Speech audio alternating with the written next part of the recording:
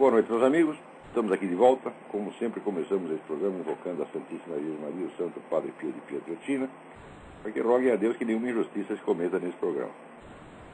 Hoje aqui nós temos tantas notícias que impressas devidamente selecionadas, quer dizer, jogando fora a maior parte, sobraram aqui 90 páginas de notícias. É claro que nós não vamos comentar nem 9, tá? Mas vamos ver o que dá para fazer.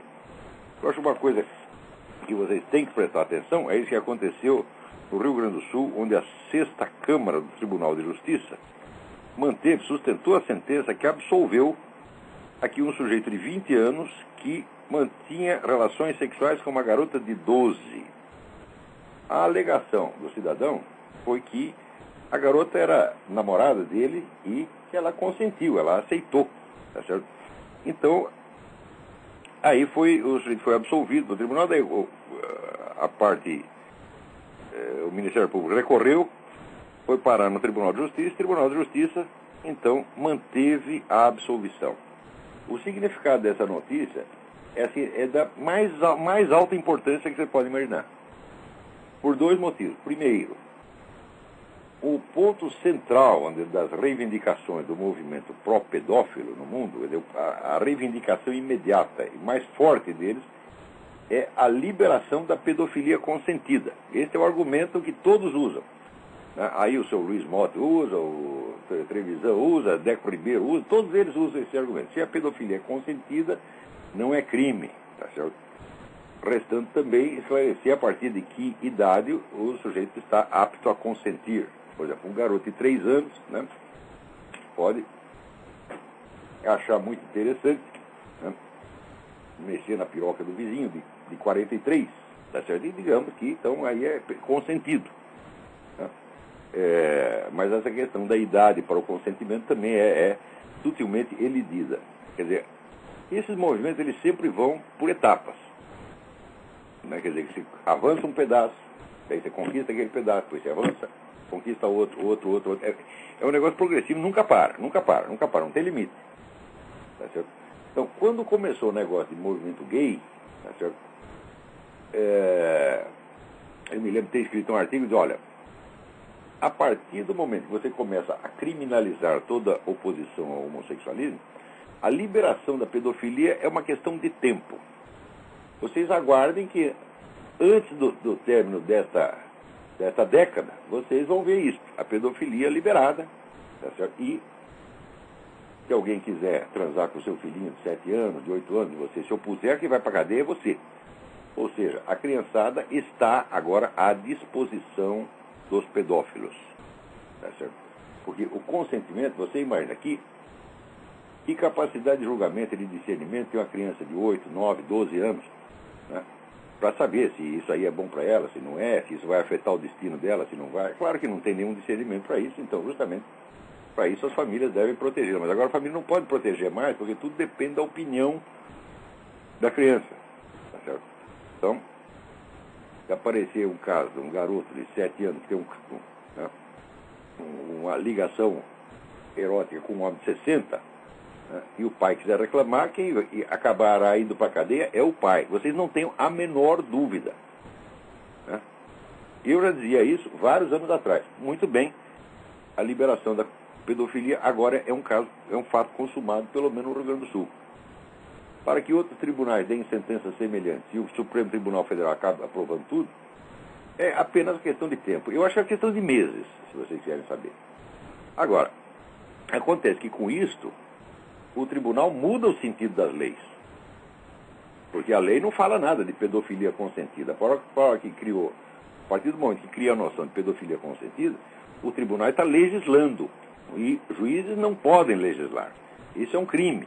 Ou seja, os membros da 6ª Câmara do Tribunal de Justiça do Rio Grande do Sul deveriam ir para a cadeia, tá certo? Por usurpar uma função legislativa. Eles estão mudando, evidentemente, o sentido da lei. O sentido da lei, né, vai qualificar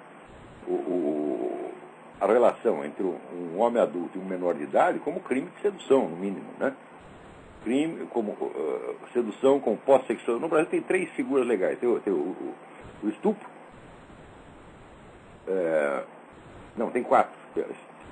O estupro, que é a posse sexual mediante violência, tem o atentado violento ao pudor, que é a posse sexual com violência por via anal. Você tem a sedução, que é você enganar a pessoa, e você tem a posse sexual mediante fraude, tá certo? Que é você oferecer uma vantagem, uma coisa assim. Então, é evidente que a relação entre um homem adulto e o menor de idade entra no caso da sedução, no mínimo como sedução, tá certo? Ou até poderia entrar com posse sexual mediante fraude, porque se trata do engodo. Né? Quer dizer, você comeu a criança, traçar uma criança, certo? E dizer para ela que aquilo vai ser maravilhoso, que depois eles vão casar, tal, tudo isso evidentemente é posse sexual mediante fraude. Mas, por exemplo, esse cara, ele diz que era namorado, então, então vai casar, ele vai casar com menina de 12 anos. Vai casar quando? No mês que vem? O ano que vem? Daqui 10 anos? Não sabe, tá certo? Então, o juiz com isso eliminou a figura da sedução e da posse sexual mediante fraude. Quer dizer, todas as posses sexuais são legítimas desde que a vítima diga sim. Quer dizer, você só exclui a hipótese da violência e da ameaça. O resto está tudo legitimado. O juiz também não esclarece se isso vale para criança de 12 anos ou se vale para 11, para 10, para 9, para 8. Claro que vale. Tá certo? Quer dizer, qualquer advogado de pedófilo amanhã pode alegar que já pode alegar essa jurisprudência. Já temos aqui jurisprudência firmada da 6ª Câmara do Tribunal de Justiça. Né? Então, significa que na prática está liberada a pedofilia consentida. Então, essa é a primeira grande conquista do movimento pró-pedófilo no Brasil. Me falaram, eu não tenho a notícia aqui, mas me falaram também de um rapaz, um travesti, que tinha relações sexuais com todos os irmãozinhos menores de idade e que foi absolvido também na base do consentimento. Né? Quer dizer, as crianças, é meu irmão mesmo, vale tudo, né? Então, isso quer dizer, o movimento pró-pedófilo pode se considerar vitorioso e a liberação total da pedofilia e a proibição de qualquer palavra contra é uma questão de tempo. Preste atenção, é esse o mundo no qual vocês estão vivendo. Tá certo? Daqui a pouco tempo, qualquer pedófilo, tarado, louco, será considerado um cidadão de respeito e a sua prática da pedofilia será um direito garantido pela lei. E se você falar contra, você vai correr perigo. Isso não é exagero, não é piada. Essas coisas, às vezes, quando começa a falar, parece engraçado, parece piada pelo próprio absurdo. Tá certo? Quer dizer, a ideia de que a pedofilia seja um direito é em si mesmo um absurdo tão grande que a ideia em si tem um efeito cômico. Certo? Mas não há comédia, não há piada, quando os personagens da piada são seres humanos reais. São pessoas que elas estão sofrendo esse destino. Agora, você imagina, é claro que o destino de uma criança de 8, 9, 10, 12 anos que tem relação sexual com adulto, o destino está selado, que ele vai mudar a vida dela de maneira definitiva e irreversível. Talvez mais tarde ela se revolte contra isso, mas quando ela perceber que foi ludibriada, perceber que foi iludida, ela vai ficar revoltada, mas não vai poder fazer nada. E se ela reclamar, talvez vai ela mesmo para a cadeia. Então, preste atenção, gente. Isso aí é mais uma previsão minha que quando eu escrevo as pessoas dizem, não, você está exagerando, você é paranoico, você é teórico da conspiração, etc, etc. Eu escrevi isso aí, eu creio que uns 3 anos atrás. A liberação da pedofilia é questão de tempo. Vocês se acostumem, porque esta geração ainda vai ter que viver debaixo disso. Agora, você vai chamar esses camaradas de juízes, de magistrado? Magistrado do caralho. O sujeito que fez isso, ele é um criminoso tão grande. No meu entender, o juiz que aprovou uma coisa dessa é um criminoso tão grande quanto o próprio sujeito que está lá comendo. Primeiro, ele diz que é namorado de 12. Eu digo, olha, peraí, o sujeito terá atração por uma menina de 12 anos, você já não está bom da cabeça, evidentemente. Quer dizer, o instinto natural do adulto deve ser o de proteger a criança, de mantê-la intocada. Tá certo? Que não pode ser um instinto de posse sexual. Ele não pode ter um instinto de posse sexual em cima da criança. Quer dizer, todo adulto é virtualmente um protetor da criança. Isso é um sentimento normal. Assim como é normal você ter atração por pessoas adultas, tá certo? É normal você ter com a criança um instinto de proteção. Agora, se esse instinto de proteção se torna atração sexual, então, evidentemente, há nitidamente uma perversão. Não tem como escapar disso aí. Tá certo? E, no entanto, certas sociedades podem se tornar tão cínicas e a pedofilia se torne uma questão de consentimento. É isso. Agora, e o consentimento do pai e da mãe? A noção de minoridade acaba de ser estourada por essa merda desse Tribunal de Justiça do Rio Grande do Sul. Olha aqui, juízes do Tribunal de Justiça do Rio Grande do Sul. Se eu encontrar um de você na rua, eu cuspo na sua cara. Posso ir pra cadeia, mas vou com essa satisfação de ter cuspido na sua cara. Quer dizer, o que significa a noção de minoridade? Já acabou, não há mais minoridade. Isso quer dizer, o pai e a mãe não são consultados. O sujeito tira a garota de casa, vai lá, leva para o motel, traça e a única opinião que interessa no caso é a da própria criança, que não tem a menor condição de julgar o negócio. E o pai e a mãe têm que assistir tudo quieto e baixar a cabeça. Então, quer dizer, a autoridade moral do crime, a autoridade moral da demência, a autoridade moral da violência, a autoridade moral do desrespeito está estabelecida por essa merda desse Tribunal de Justiça do Rio Grande do Sul. Olha aqui, ó, juízes do tribunal, eu quero que isso chegue aos seus ouvidos, eu não estou falando pelas coisas, eu quero que chegue, por favor, mandem para eles. Vocês não têm autoridade moral para vocês legislar sobre uma multa de trânsito. Vocês não são legisladores, vocês não podem mudar dessa maneira o sentido da lei. Vocês são usurpadores, são criminosos. É o que vocês estão fazendo.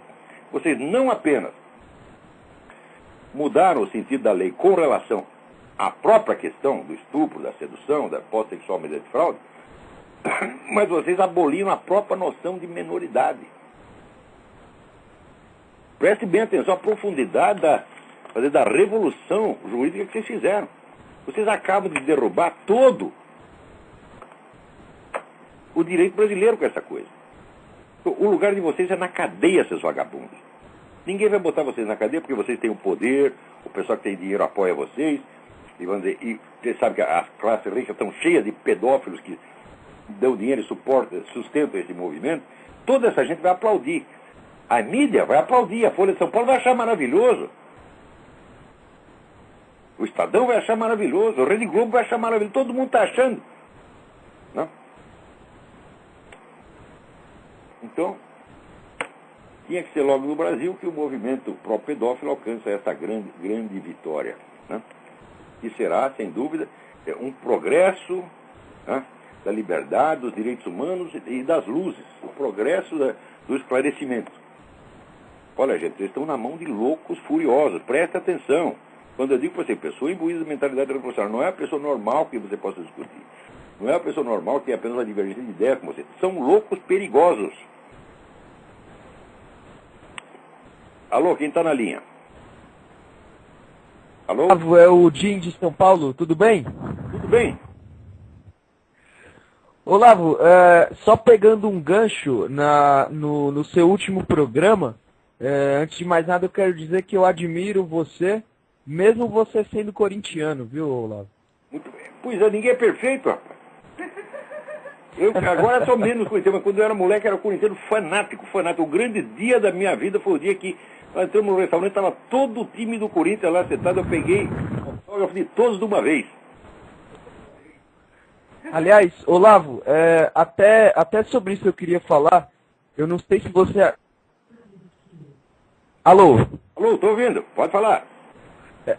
Olavo, eu não sei se você acompanha, se você ouviu falar, até no futebol, a coisa que aqui no Brasil, teoricamente, é um negócio que o brasileiro tinha que estar em cima e tal, até no futebol a coisa tá feia, Olavo.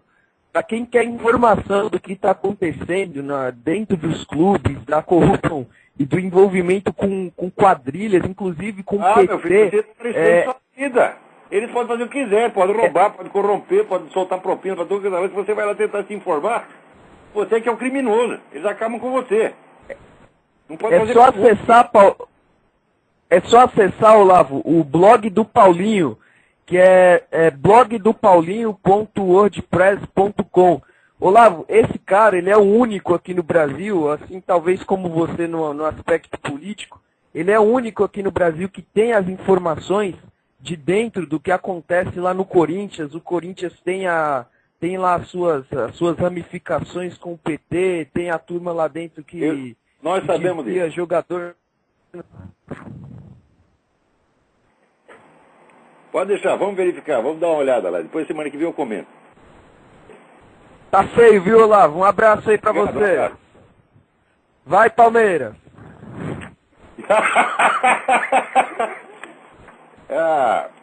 Você vem aqui com interesses políticos escondidos. Você é, como é que se diz?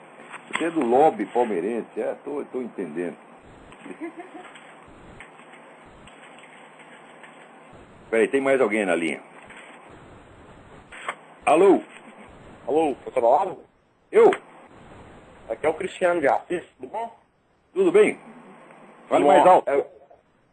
Tudo bem. Eu gostaria de perguntar a você sobre aqueles ateus que fazem a cruzada contra o cristianismo. O que eles querem, na verdade? Dinheiro, benefícios? Qual que é o intuito deles? Não, é simples ódio. Nunca suportaram o cristianismo. Você veja, por exemplo, essa recente campanha que teve contra o Papa, uma campanha mundial, foi uniforme, a mídia internacional inteira, né? Todo dia descendo o cacete no Papa com uma violência inédita. Isso nunca aconteceu na história. Quer dizer, isso marca uma etapa. Quer dizer, esse pessoal vai ocupando espaço. Certo. Então vai... Eles estão aliados com outras religiões? Quando você se acostuma, quando a dor passou, eles enterram a faca mais um pouquinho, mais um pouquinho, mais um pouquinho, até você morrer. É assim que vai. Aqui você tem toda hora criança sendo expulso da escola porque entrou com uma Bíblia, capelão militar, tá certo? Perdendo emprego porque pronunciou a palavra Jesus. Isso está acontecendo aqui na Europa, gente. Quer dizer, não é exagero, não é teoria da conspiração, isso está acontecendo mesmo.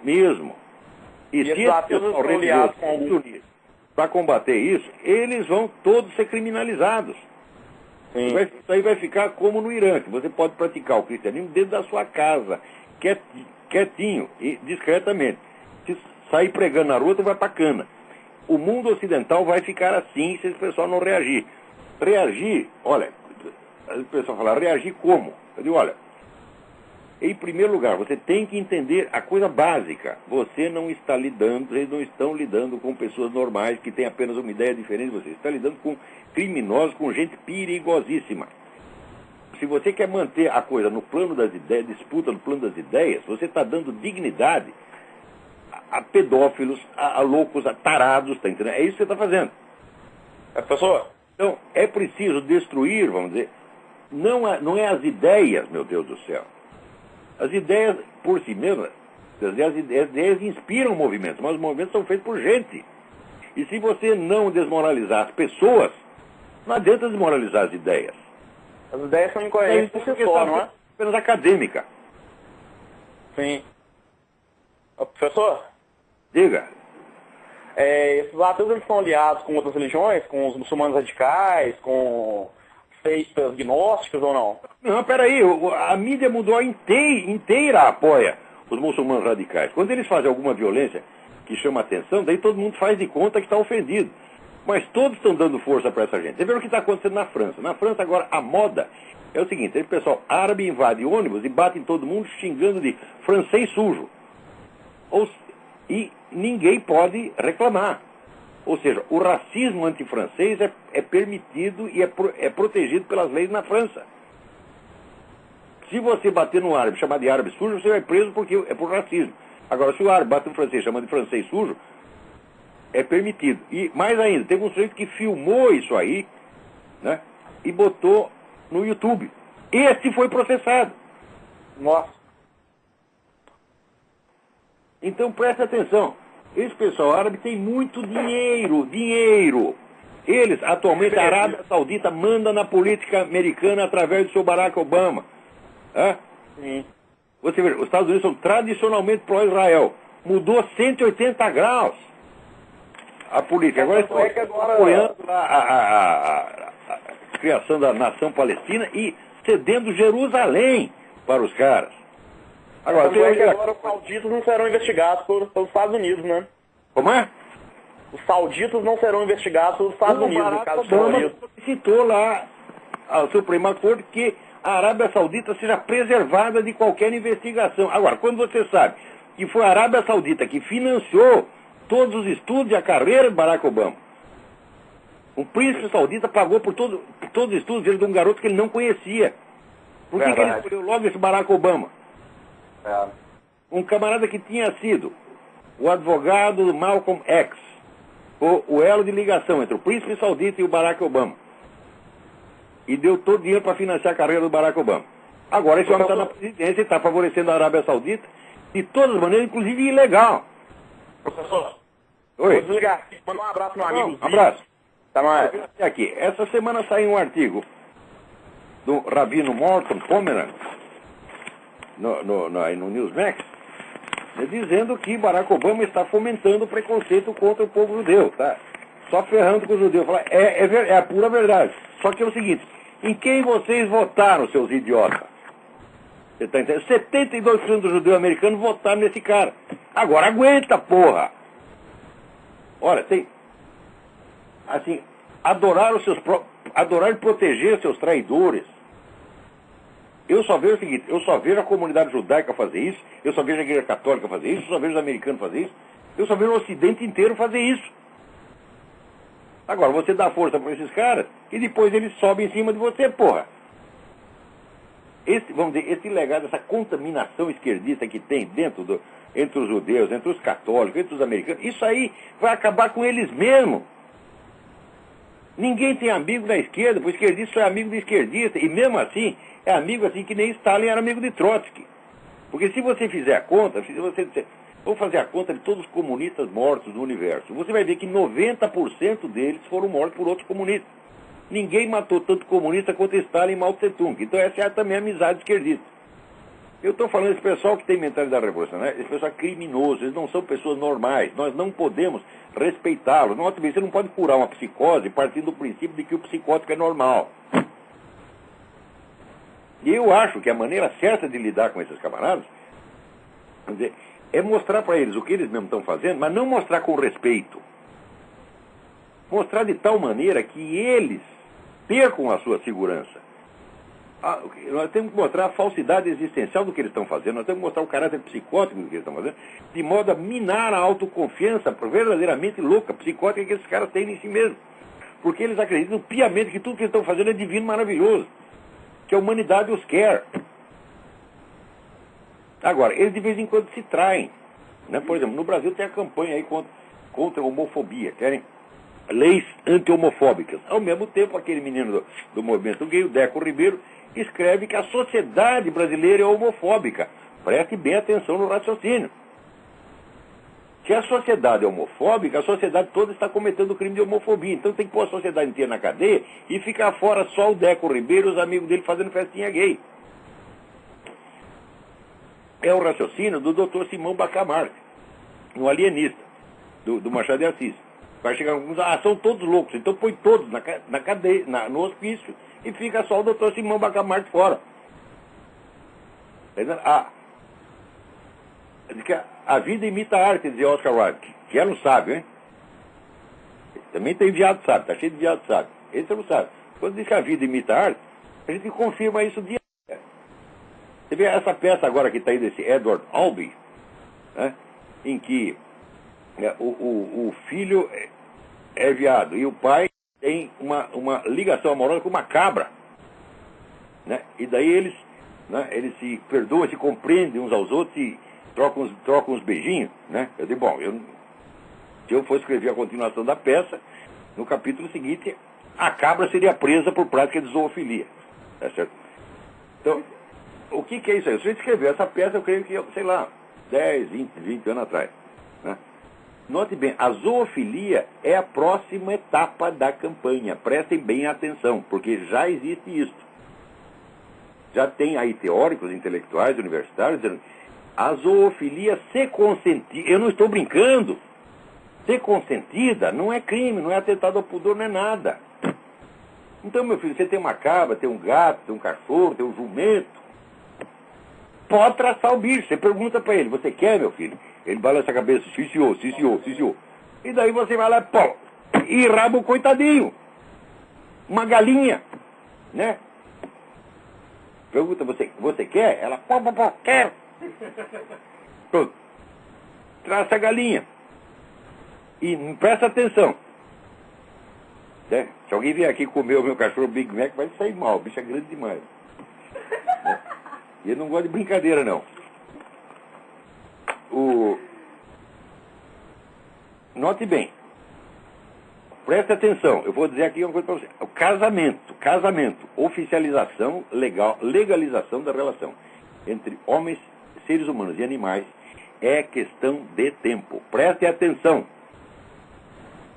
Porque, veja, se você quer entender o sentido da história, você para de ler o noticiário político do dia, esqueça o noticiário político do dia, e você vai vasculhar a produção intelectual, produção das altas camadas intelectuais. Você lê o que os professores universitários escrevem, lê o que os filósofos escrevem, você fica sabendo tudo o que vai acontecer.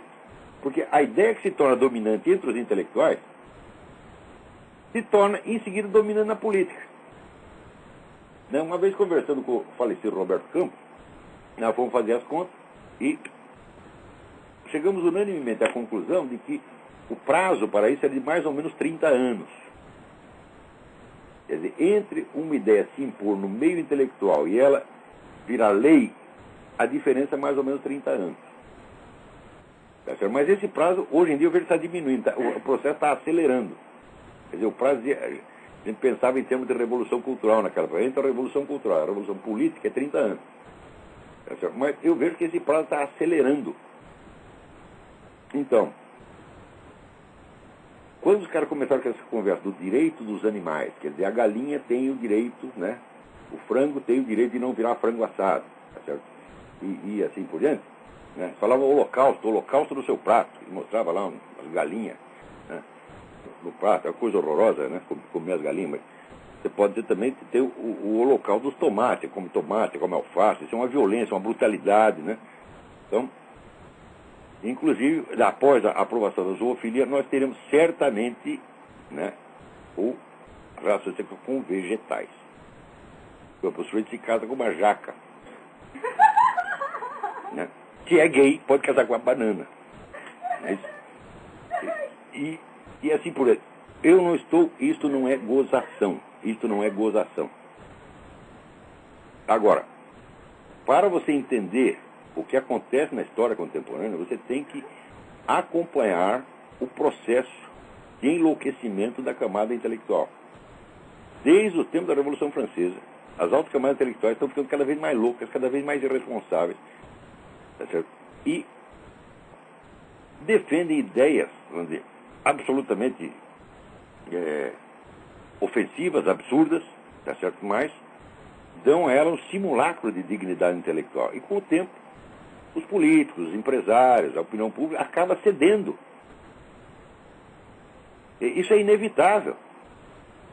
Então, é claro que o pessoal lê o jornal diário, é muito mais fácil do que você acompanhar a produção intelectual de várias universidades, né, revistas científicas, entre aspas. Mas é só fazendo isso que a gente entende o que está acontecendo. É o que dizia Hugo von Hofmannsthal. Nada está na política de um país que primeiro não esteja na sua literatura. Literatura no sentido, na produção intelectual. Então, eu quero saber, como é que eu faço os meus diagnósticos? É assim, eu acompanho a produção intelectual do mundo, não aquela que aparece na mídia, mas aquela que está circulando nas universidades, nas revistas acadêmicas, a gente vê o que vai acontecer. É fácil.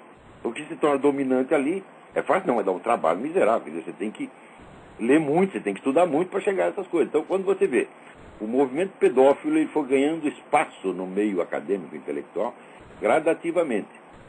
Hoje pode-se considerar que a quase totalidade do meio acadêmico americano não é que ela seja pró-pedófila, é apenas anti-antipedófila. É assim que começa. Você não defende a coisa abertamente. Você condena o ataque à coisa. Você condena a crítica. Você criminaliza a crítica. Então, você começa por pegar essas condutas e mudar a terminologia com que elas são descritas. Você não pode falar em pedofilia, né? Você fala eles têm um termo técnico aí, é atração intergeracional. Né? Então tá lá o sujeito comendo seu filho de 5 anos, você entra e fala, que é isso, que é isso? Ele diz, cala a boca, isso aqui é atração intergeracional. Chamar de pedófilo eu te processo. Então, o padre Lodi não foi condenado por chamar um abortista de abortista? Né? Agora, eu também chamo de abortista. Quero ver um filho da puta desse me processar. Eu quero ver. Eles não processam, não. Eu digo, vocês não só são abortistas, como grande parte de vocês são aborteiros. Esse pessoal da Planned Parenthood, eles implantam clínicas de aborto ilegal nos países e depois denunciam o aborto ilegal. Entendendo?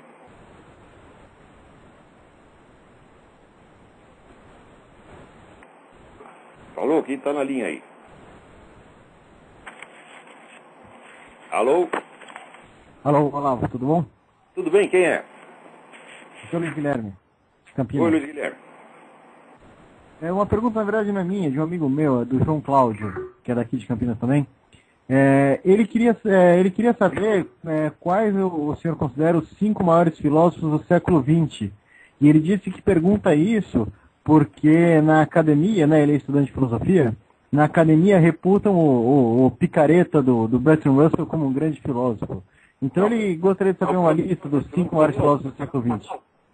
Não, Bertrand Russell não é um grande filósofo de maneira alguma, mas nem pensar. Isso é uma bobagem, assim. Olha, assim, não é difícil fazer isso aí. Então, anota aí. Mário Ferreira. Xavier Zubiri.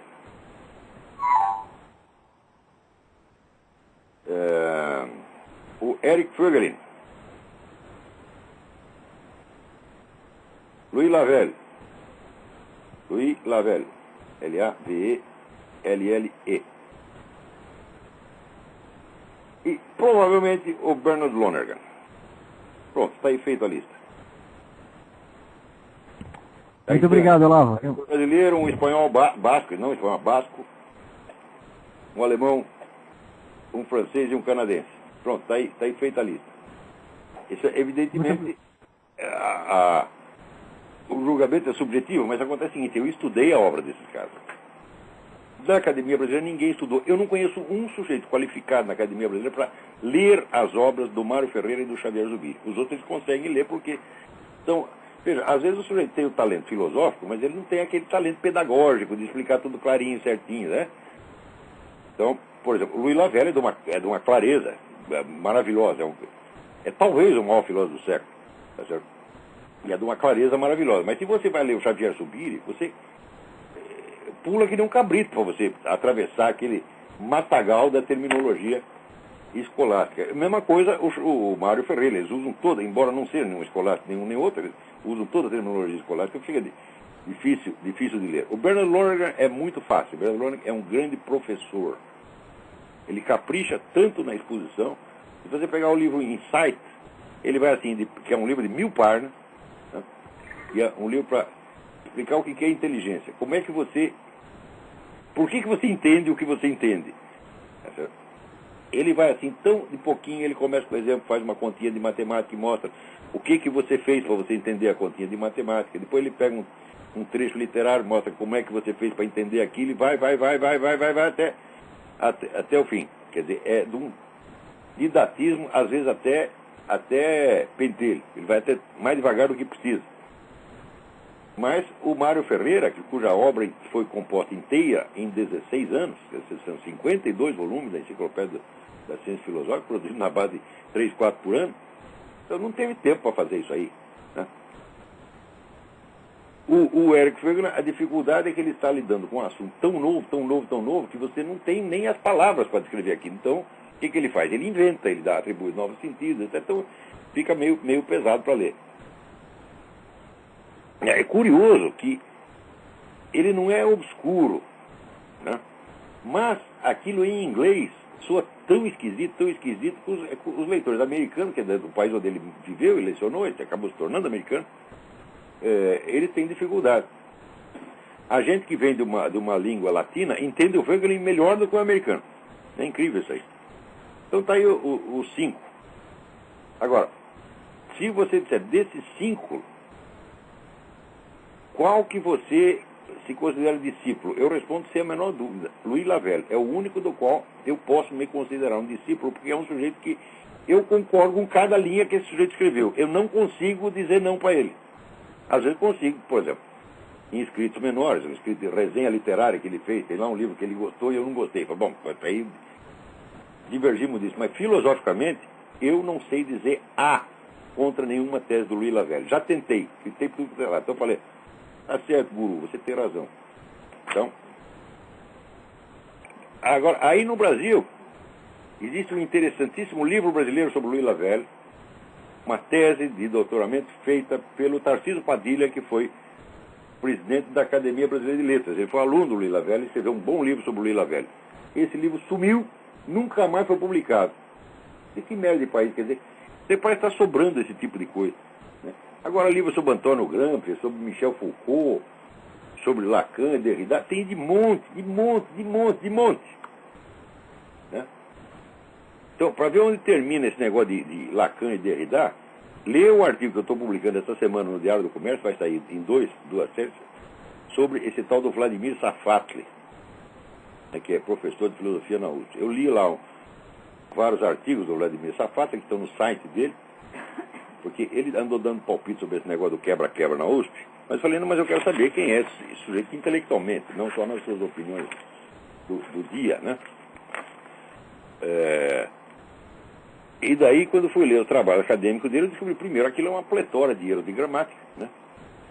Ele, por exemplo, a invasão da USP, ele chama de brutalidade securitária.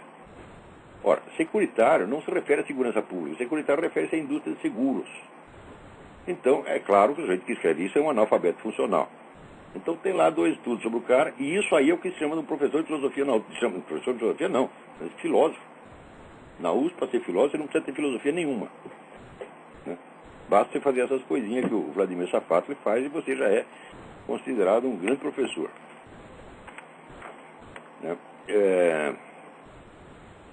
Aqui alguém me chama, Jusceli Bianco me chama a atenção para uma resenha que ele leu da nova biografia de Paulo VI, escrita por Andrea Tornielli, para o jornal La Stampa, né? E onde ali o próprio Paulo VI confirma o Pacto de Metz. O Pacto de Metz foi aquele pacto com o qual o concílio, neutralizando-se, abolindo-se a si mesmo, indo contra o Código de Direito Canônico, né, prometeu examinar todos os problemas do mundo, mas não falar uma palavra contra o comunismo. Então, note bem, o Código de Direito Canônico, o decreto de Pio XII, ratificado pelo próprio João XXIII, condenar a excomunhão automática quem quer que colabore com o regime comunista. Então significa que aquele pessoal do concílio já estavam todos auto-excomungados. Pergunta para mim o que vale as decisões do concílio, não vale nada. Não vale nada. É? Você pode seguir se você quiser. Aliás, o concílio não teve natureza doutrinária, teve natureza pastoral. Pastoral só apenas você dá o conselho, só aconselhamos você a fazer isso. Você pode responder, não faço. Nada te impede. Agora aqui, esse pessoal gay fica, né, reclamando aí, lutando pela liberação da pedofilia, enquanto tem um monte de gay no mundo comunista, no mundo islâmico, etc., sofrendo horrores, e eles não fazem nada para ajudar. Agora aqui, 2 gays iranianos apareceram pedindo asilo nos Estados Unidos. Uai, mas os Estados Unidos aqui não é a sociedade homofóbica? Não é aqui que os gays sofrem horrores, coitadinhos? Né? Por que vem pedir asilo aqui? Agora, pergunta para ele, qual é a diferença de você ser gay em Nova York e você ser gay no Irã? É a diferença, né, entre o vivo e o morto. Está aqui, ó, um estudo que fizeram aí. Aqui não dá o nome da universidade, raios. Puta vida.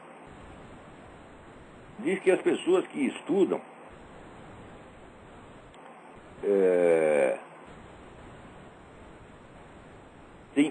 muito menos chance de desenvolver problemas mentais, sobretudo na velhice, do que os que não estudam. Eu estou dizendo isso.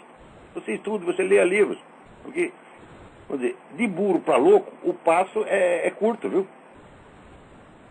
Porque o sujeito burro, veja, essa palavra idiota vem do grego idios, que é o mesmo.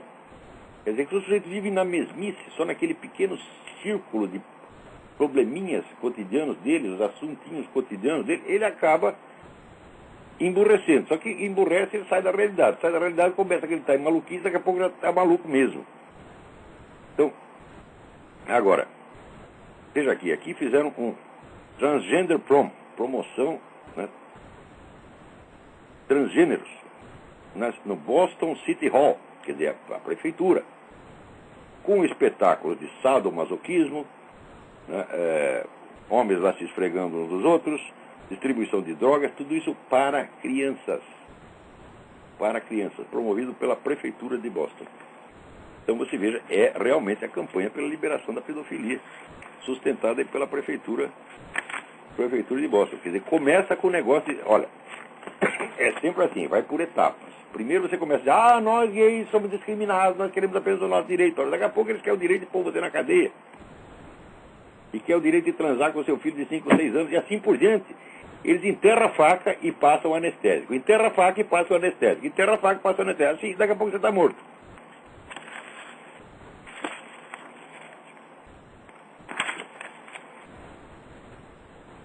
Olha, a Universidade de Harvard agora criou a Cátedra de Estudos Gays. Olha, mas é um negócio incrível, hein? Está aqui, alguém me manda um artigo do Jânio de Freitas endossando o outro artigo do Bresser Pereira que eu estou comentando no artigo essa semana. O artigo do Bresser Pereira é de uma estupidez fora do comum. Está lá demonstrado no meu artigo. Agora, o Jânio de Freitas, ele gosta de tudo que não presta. Essa semana ele já elogiou o Bresser Pereira e o Vladimir Safato. Agora aqui, eu queria chamar a atenção para vocês da campanha do cartaz antidoutrinação feito pelo escolasempartido.org, o site escolasempartido.org, né, que é do meu amigo Miguel Najib. Está fazendo uma campanha, está solicitando, né, à justiça que as escolas sejam obrigadas a colocar na sala de aula um cartaz com 5 ou 10, não lembro se são 5 ou 10 regras contra a manipulação política das crianças nas escolas. Essa campanha é altamente meritória, tá certo? Ele está fazendo isso para o Distrito Federal, mas nada impede que seja adotado para outros lugares. Dê uma olhada lá no www.escolasempartido.org.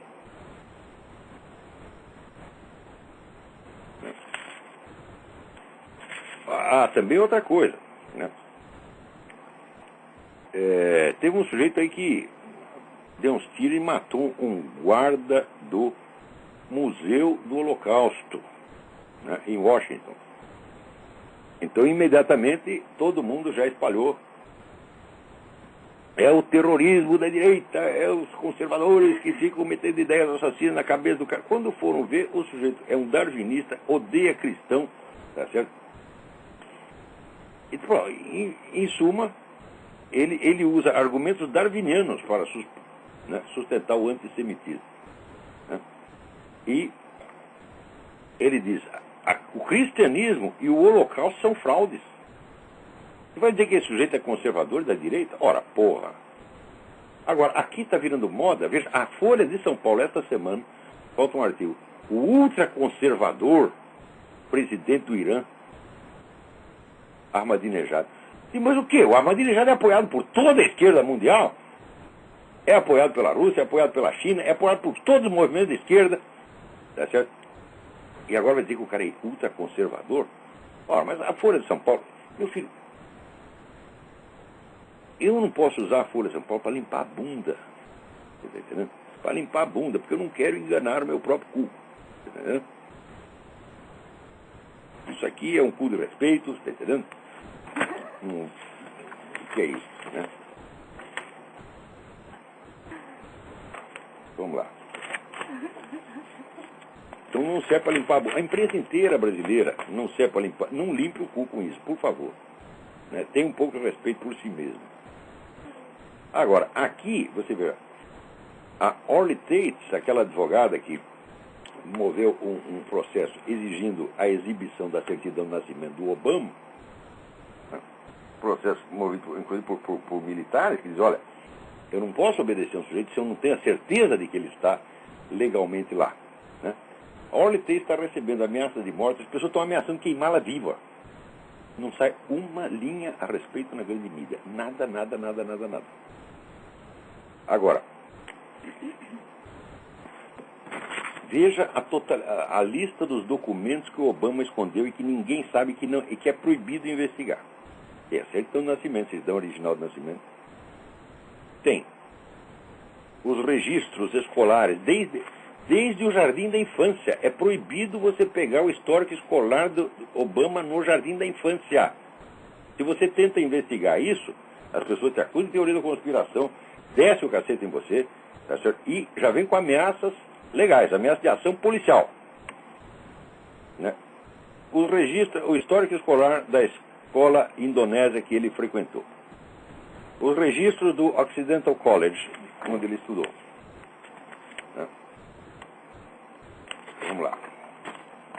Os registros, o histórico escolar da Universidade de Colômbia e os trabalhos que ele publicou na Universidade de Colômbia. Teve um pesquisador aqui que, através do Freedom of Information Act, conseguiu liberar 5 escritos acadêmicos do Barack Obama, provando que o Barack Obama é analfabeto funcional.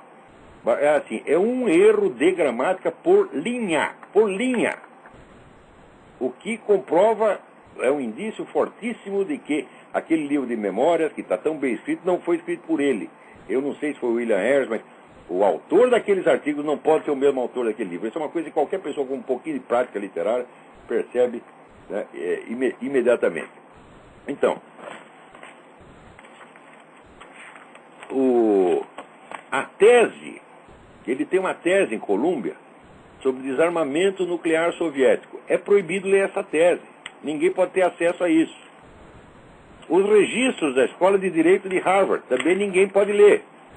Os artigos que ele publicou na Harvard Law Review, a revista de direito de Harvard, é proibido ler. Os artigos acadêmicos que ele publicou na Universidade de Chicago, é proibido ler. Vamos lá, aqui tem a lista. Né? O passaporte dele, porque o Obama viajou para o Paquistão numa época em que a entrada de americanos no Paquistão era proibida. Isso quer dizer, ele não entrou lá com passaporte americano. Com que passaporte ele entrou? Como é que ele conseguiu isso? Cadê esse passaporte? É proibido investigar isso. Os registros médicos também ninguém pode ter acesso. Note bem, a agenda do tempo em que ele foi senador por Illinois. Né? Senador estadual em Illinois, 1997 a 2004.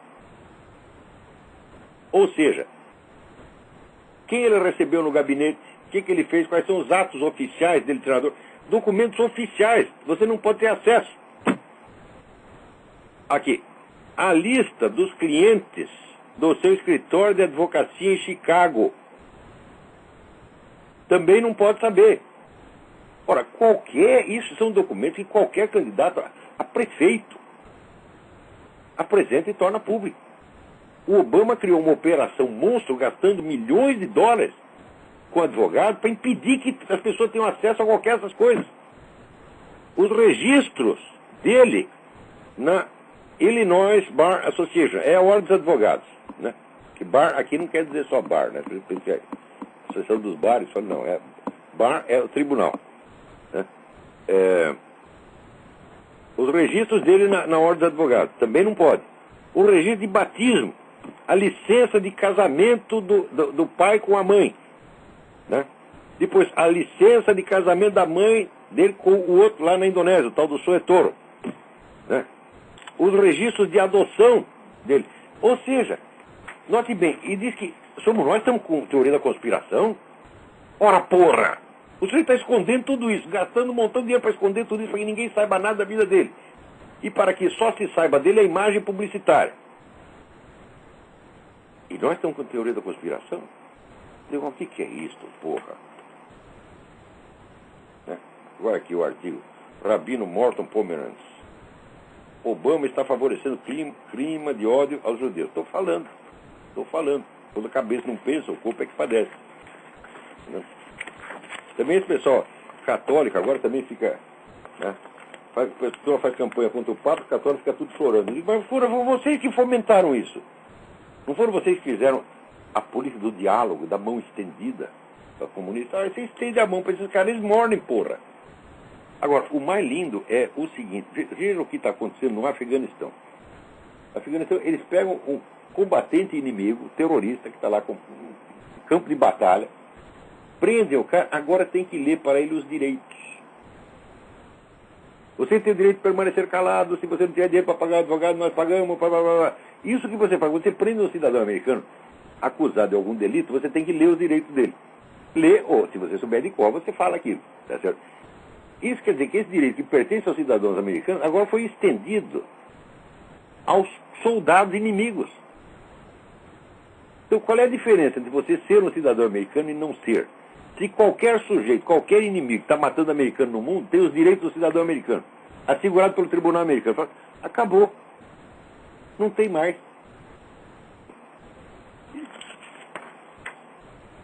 Alô, quem é? Alô? Alô? Não tem ninguém aí. Alô, quem é? Alô? Não, essa ligação tá ruim. Desliga e liga de novo, tá muito ruim. Agora, aqui, veja que coisa. O Obama,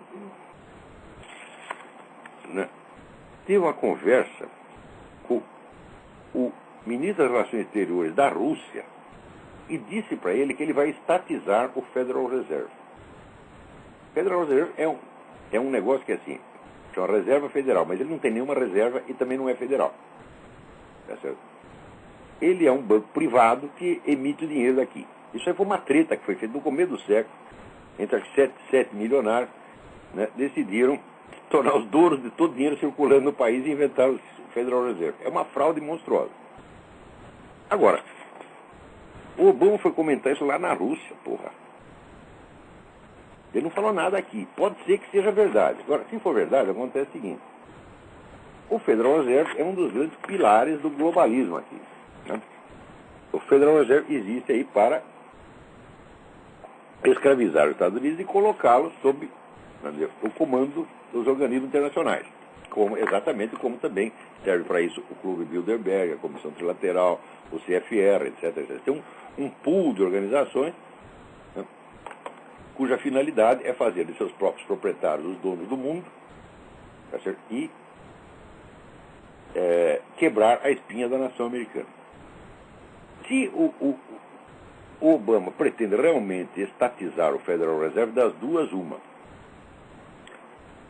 Ou os caras estão encrencados, estão precisando ser estatizados, e eles mesmos é que querem isso, ou então o Obama arrumou a maior encrenca da vida dele. Porque esses caras, essa elite que faz parte do Federal Reserve, CFR, Bilderberg, é quem manda aqui. Você não tem como se opor a eles.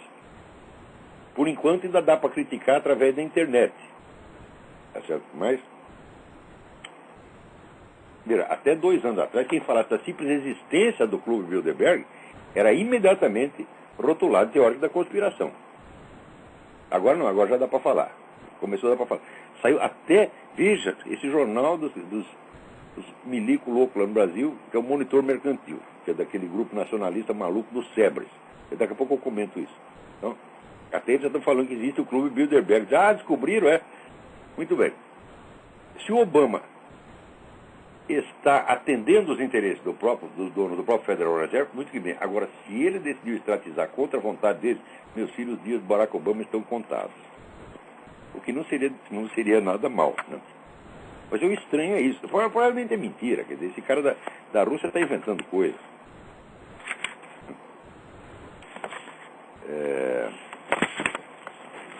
Alô, quem é? Alô? Alô, quem é? Puta, essa ligação está muito ruim.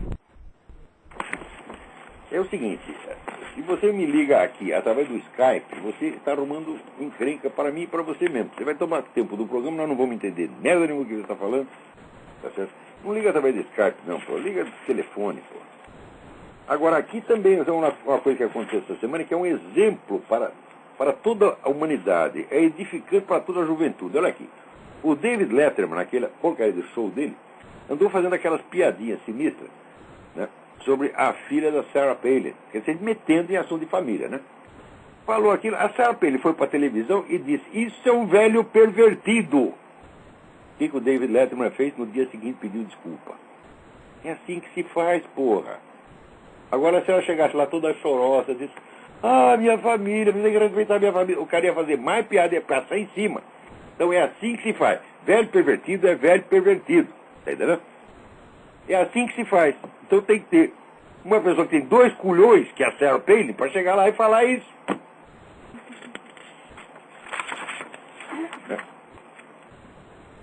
Agora aqui, eu estava falando do negócio do Bilderberg.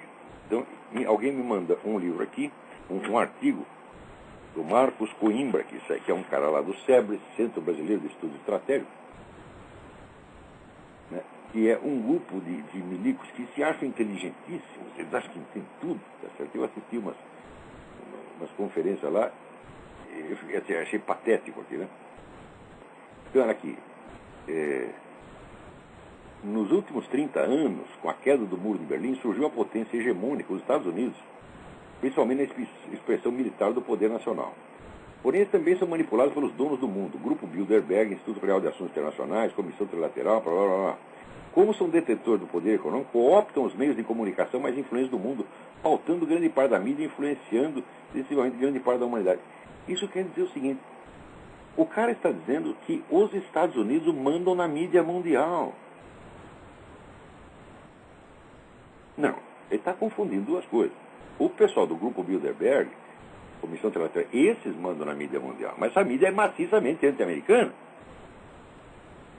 Quer dizer, agora ele está colocando aqui, esse pessoal do Grupo Bilderberg, então, como se fosse instrumento do poderio americano. Aqui. Não por acaso elege seus representantes de sociedades secretas ou até ostensivas, como o diálogo interamericano no caso das Américas, para os principais cargos do Poder Executivo e Legislativo, além de influenciar expressivamente o Judiciário. Claro que eles fazem isso. Só que isso não é um poderio americano, isso é um poderio multinacional estrangeiro anti-americano. Quer dizer, olha, quer ver um exemplo do imperialismo americano? É comum os colocarem seus integrantes até na presidência da República, como foi na Argentina, Raul Alfonsin, Brasil, FHC e Lula, Uruguai, Sanguinetti, etc. Ou seja, é o poderio americano que coloca todos esses esquerdistas no poder. O diálogo interamericano é um think tank do Partido Democrata, da pessoa mais esquerdista que tem no Partido Democrata. E esse que colocaram Lula no poder, colocaram FHC e Lula, não tem a menor dúvida. Né? Houve até uma reunião em 1993 entre o pessoal do diálogo interamericano e gente do Foro de São Paulo. Isto foi noticiado só no Gramma de Cuba. Não saiu na mídia americana, mas foi noticiado no Gramma. Maio de 93. Salvo engano, foi 5 de maio de 93. Ora, eu soube isso porque eu li esta edição no tempo que eu convia lá com o Dr. Zé Carlos Graça Wagner, tinha todos os documentos e tinha esse jornal lá. Bom, recentemente, eu quis pesquisar de novo o negócio. O Dr. Zé Carlos Graça Wagner já morreu, não tive mais acesso ao documento dele. Então mandei procurar aqui na biblioteca do Congresso. Chego lá, tem a coleção inteira do Gramma, menos o número de 5 de maio de 93. Então, vamos na biblioteca da Universidade de Colômbia. Tem um monte de Gramma, menos o 5 de maio de 93. Vamos lá na Califórnia. Tá lá? 5 de maio de 93. Sumiu! Só que tem o seguinte. A diretora da seção latino-americana da Biblioteca do Congresso é um membro do Diálogo Interamericano e foi ela que promoveu esse encontro em 93. Está explicado por que sumiu. É claro, o diálogo interamericano está botando gente no poder, sim. O diálogo interamericano é amiguinho do Foro de São Paulo e ajuda o Foro de São Paulo. Agora, estão fazendo isso para estender o poderio americano. O que é isso, Marcos Coimbra? Acorda, porra! Esse assunto não é para gente com o seu QI, porra. É para gente que estuda.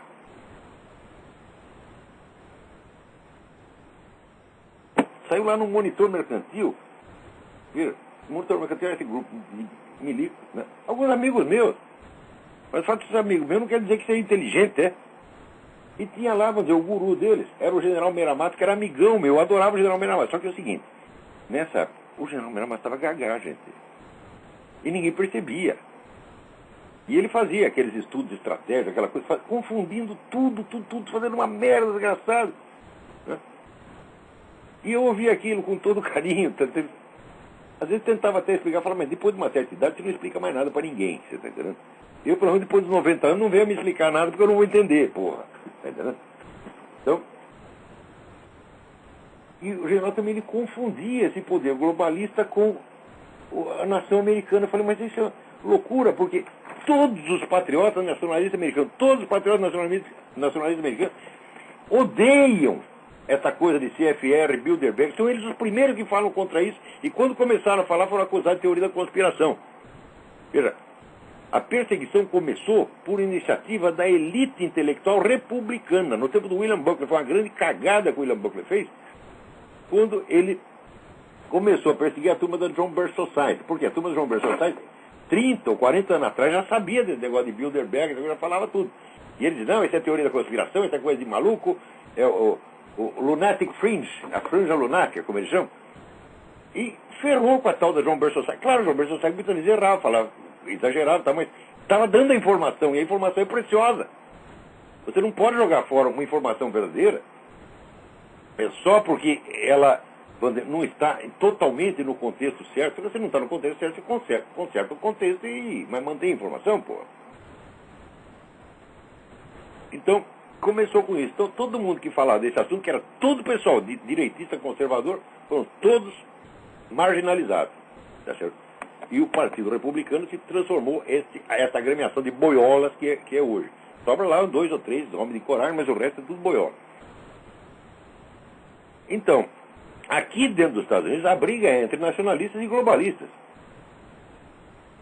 Agora, vem o sujeito de fora dizendo que os globalistas são o poder americano. Fala, não é possível, onde é que você está, rapaz? Puta, acorda.